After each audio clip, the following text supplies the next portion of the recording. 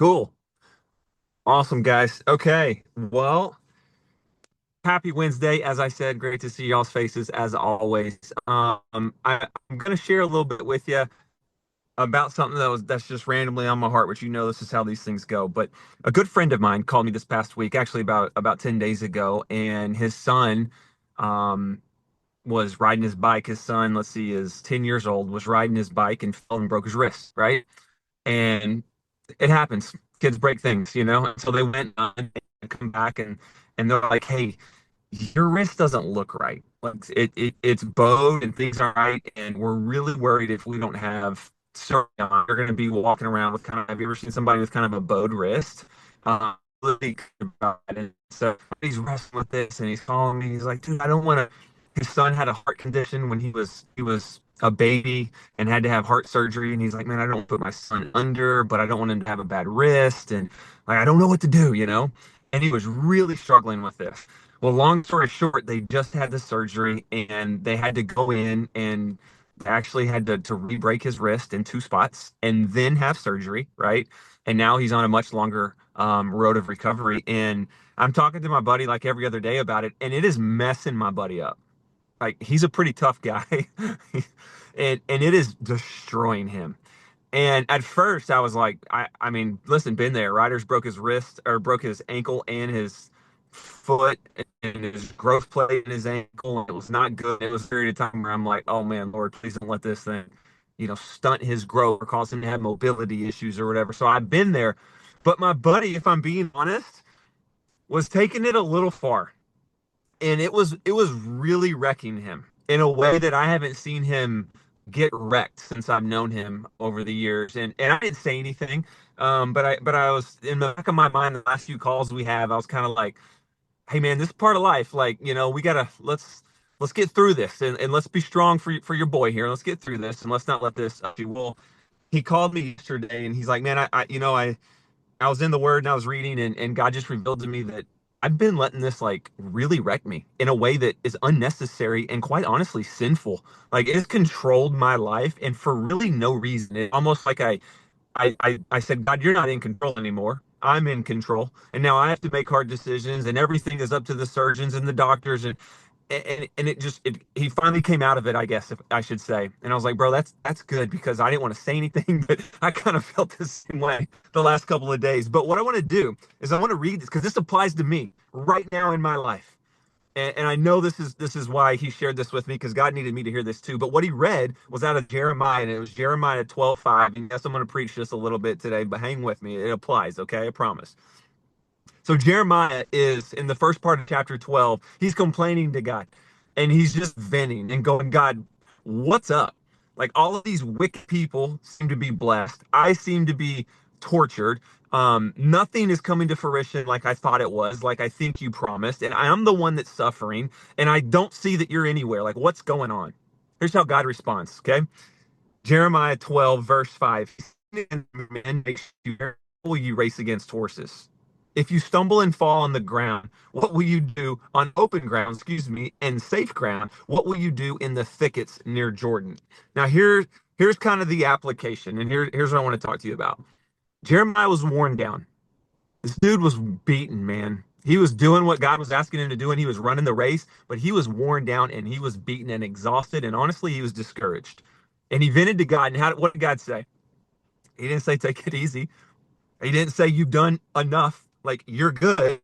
God basically says, hey brother, you're going to need even more endurance than what you have currently. And it's still a little harsh at first when you hear that, but let me tell you something, and this is the key point of this whole message. This is actually purpose filled because of this reason. God saw where Jeremiah was going, not where he was.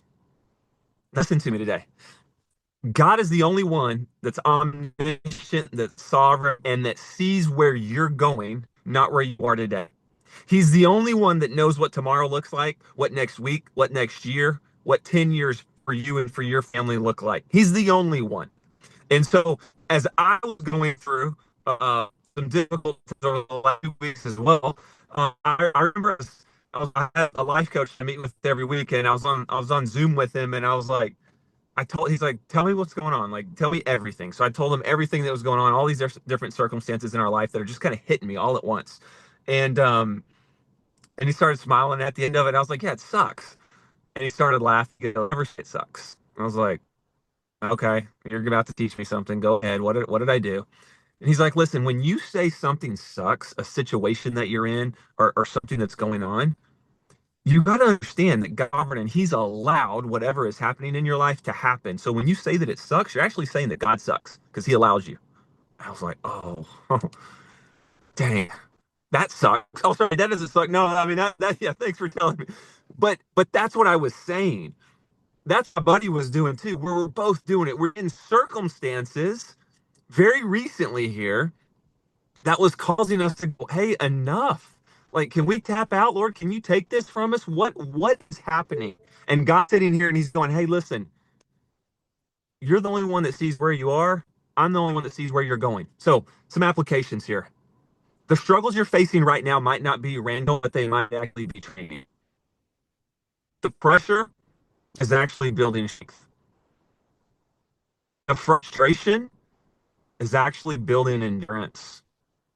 The confusion actually building dependence on God. My buddy, he even told me, he goes, he's like the only time in my life when I've really grown and when I've really come out of it with a great story to tell has been these moments where life's been really hard and I've been in the thick of it. And then I come out of it. That's where my characters develop. That's where my grits develop. That's where my stamina, my endurance, everything. And I'm like, dude, you're right. I was like, there ain't no good story that I have from when my life was easy. I can't tell anybody and encourage anybody from when things were just going great. It's the hard times. It's the time that you're having to really push through. You're really relying on your endurance and your strength. You're really relying on your faith, right? Those are the times that we grow, that we mold, and that shape our then future, right? So here's a couple things to think about. Number one, if a small setback ruins your peace, what happens in a real crisis? Number two, if you give up when things get uncomfortable, how will you stand when things get harder? Now listen, I want you to listen to this right here. If everything stayed easy, you'd never grow into what's required for what's next. It doesn't say if everything stayed easy, you would ever get into what's required for what's next. It says you never grow into what's required. Do you realize the only way for us to get to what's next, meaning what God has in store for us next, is to grow to it? And if we stay like this is something my life coach also taught me. He goes, listen, if you want to stay where you are, that's totally cool. You can tap out at any time. You can stay right where you are.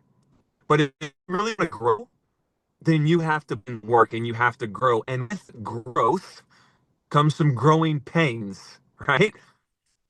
And that's the only way that you're really going to grow is through pain, through trials, through tribulations, through some hard times that are going to shape you, that are going to grow you to what's next.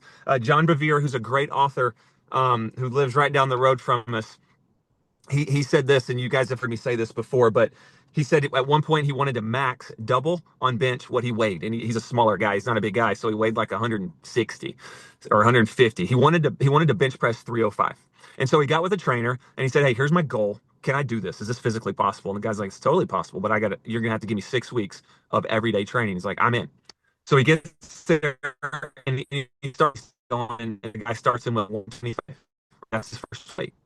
And then he worked for a little bit longer. The guy would start him, with 145. And he's like, "Hey man, like I'm good. Can we go up?" And he's like, "No, no, no, no, no. This is a process." And what he said is this: I want you to imagine you're going for a 300-pound goal, and currently you can do 125, 135. If you throw 250 pounds on and you go down, what's going to happen? You're going to get crushed. You'll probably crack a rib or break something or tear something. Why? Because you cannot handle the weight of the 250-pound bar. Guys, when you're at a 125-pound level, but you're praying and asking for a 250-pound result. Do you understand? And do I understand? I'm talking to myself that God first has to train us to 135 and then to 145 and then to 175. It's a process to get us there so we don't get crushed. 250 gets us. Does that make sense? That's part of growth. That's how we mature. That's how we develop the stamina that we need. That's how we win, I believe, in life. It's through those times. Last thing I'll say, and then we're going to open it up for discussion is this. Somebody told me a long time ago, they said, you got to elevate your level of problems. I was like, well, what do you mean by that? And they said, listen, if somebody spills milk on the floor, at that time I had little kids. If your little kid walks over and spills the jug of milk on the floor, what level of problem would that be for you? And I'm like, a one. It really wouldn't have been a big deal. And he's like, okay, great. And then he started going up with this level of problems. Said, what happens if your son grabbed a pellet gun and shot, the front door glass out of your home? What level of problem would that be? And I'm like, that's probably a 7 or 8. Like, I'd be furious, right? And he's like, what you have to do in life is you have to be able to take things that for most of the world would be a level 8, 9, 10 problem, and it has to be a level 1, 2, 3 for you. When life hits you in the mouth and problems come, you have to handle them like it's spilled milk, like it's shattered glass out of your. Does that make sense? That's why, if I'm being honest, the people that I love to work with on a daily basis most are people that handle some problems and can handle adversity. It's really hard for me to get on a phone and have any empathy towards somebody because their best friend just told them no, and now they don't know if this business is going to work. Like, I don't got nothing in me for you, right? It's just not how I'm wired. I want to talk to people that have their organization just left and they're like, it doesn't matter. I'm going to wake up tomorrow. I'm going to do the same thing again. They are the ones that are going to miss out. I'm going to build it without them because my success as business is not dependent upon other people. Yes, we grow as a team. Yes, we build as a team. But ultimately, you have to have a mindset that your success is not dependent on your team or certainly anyone above you. Those are the people I want to work with. Okay? So that was a lot. That was 15 minutes worth of me ranting. I'll now open it up and you guys can share a little. Just unmute whoever wants to talk. Hey Kyle, I hate that I missed last week. That was so good. And I feel like this can go for anything in life, not just in business. I mean, we all wear different hats. I have my wife hat, I have my mom hat, I have my business hat. And whenever I think of successful things I've done in life, like being a mother or being a wife or in business, there's always been struggle, right? And it's built the success that we have today. And and in this business, in all of our businesses, Devin's in there right now on the phone with one of our business partners that we've had since 2007, putting a huge fire out. But the reason that business is successful is because of the highs and lows and the struggles that we've been to. Everybody wants the next level, right? Very few people are just willing to become the person that that level demands.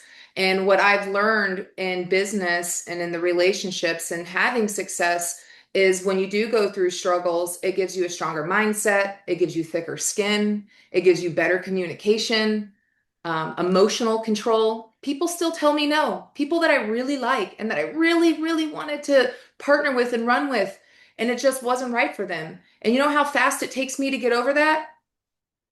Like that. I move on to the next. Now, when I first got started in this industry, it hurt my feelings, right? But I had to do it a couple times and take action. Pressure and struggle reveals basically what needs to be fixed. Okay. So if your business is slowing down, if things are getting hard, things are being exposed. What do you need to focus on? Your belief, your consistency, becoming a better leader, focus in on the systems, make sure you're training. That's something I've struggled with this journey in LifeWave is really implementing systems and duplicating and not kind of holding everyone's hand. I was learning that I was teaching that, and that was a struggle in my business. I was teaching everybody to depend on me instead of leaning into a system. Well, now that we've built Wellness Rev, it's been amazing. I'm like, wow, I don't have to be on 32 Zoom calls a day. People actually like our Zoom calls, right? So, I don't know, I'm kind of jumping all around with what you were saying, but I feel like it can be received in so many different ways. And struggle is definitely a huge pillar in success. If this was easy, everybody would do it. If it was easy to have a big, huge LifeWave business and be the top 3-star presidential, we'd have thousands of them walking around. I'm not building something. I don't want a quick paycheck. I don't want to have like a team that runs hard and then, hey, that was a good run. Good job. What's next? We're building something to last. We're part of something that can be a legacy. You can leave this to your children. And for me, I know that's going to take time. There's going to be highs and lows. I'm going to celebrate the highs and I'm going to dig down and fix in me as a leader what I need to fix to come back even bigger after those lows. But yes, and that's what leadership is, Kyle, and you're a perfect example of it. But thank you for sharing that. I love when you hit those parts, those uncomfortable parts of this business, because it is so true in everything that we do. Sarah, so good. So Uh, good. Kyle, I missed the very beginning. All I will do is just kind of tag on to what Sarah and you said. The business is not easy, but it is simple. And it's simple through consistency and discipline, and all that time that you go through and all that struggle, the richest people in the world solve problems.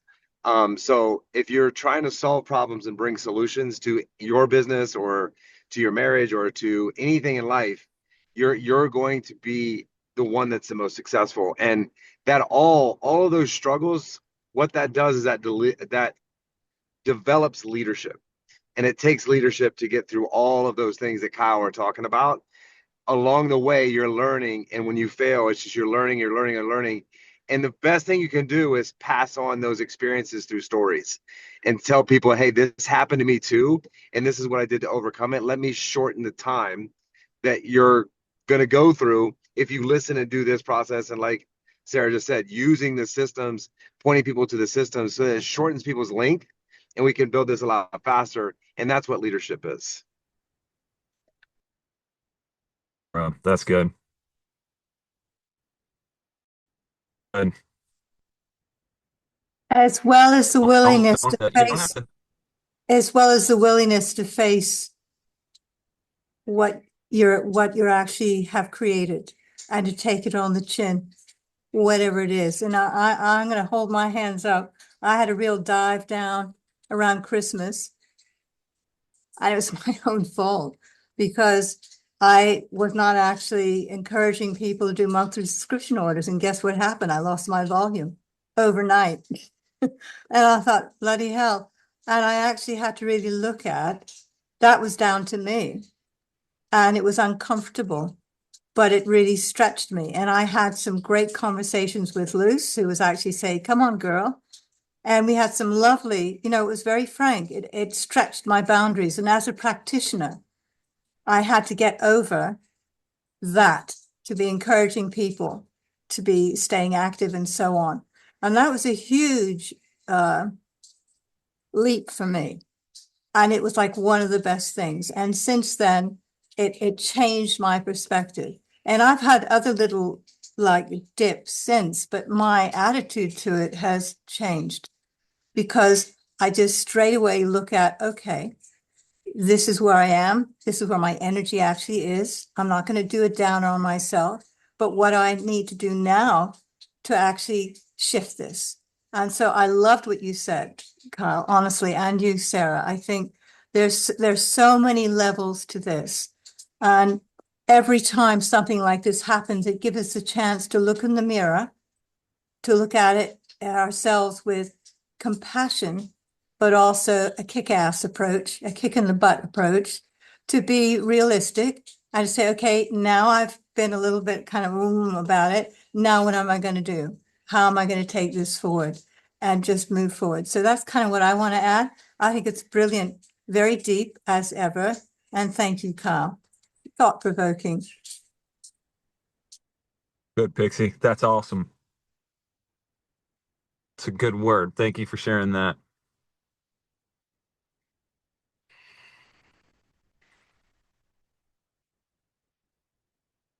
Anybody else, guys? Who else before we wrap up?